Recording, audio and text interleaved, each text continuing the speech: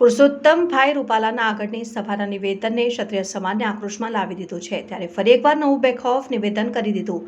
કહેવાય છે કે બાપુ જ્યારે કેસરીઓ કરી યુદ્ધભૂમિમાં જવા માટે તૈયાર થાય ત્યારે પોતાના રાજ્યના સારા ગઢવી દ્વારા તેમની પૂર્વ પેઢીઓની ઉપલબ્ધિઓને યાદ કરાવીને સુરતન યુદ્ધમાં લડવા માટેનું જુનૂન ભરવામાં આવ્યું હતું।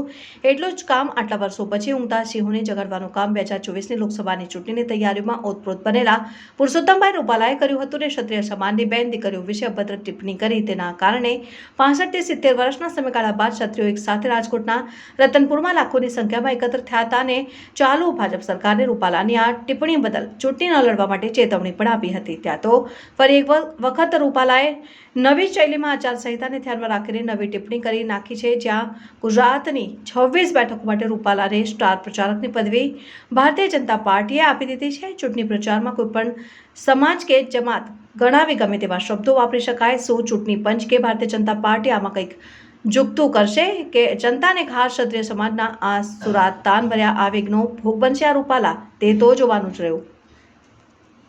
આપણે કેવડિયા કોલોની જતા હતા પણ ત્યાં સ્ટેચ્યુ બન્યું સરદાર સાહેબનું, તો હું માનું છું કે અત્યારે દેશમાં સૌથી વધારે વિઝિટ લેવા વાળાનું સ્થાન એ આપણું પટેલ સાહેબનું સ્ટેચ્યુ છે, સરદાર સાહેબનું।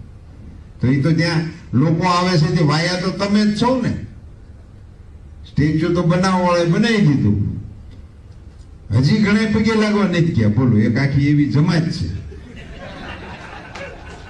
એ તમે જાણો છો ને।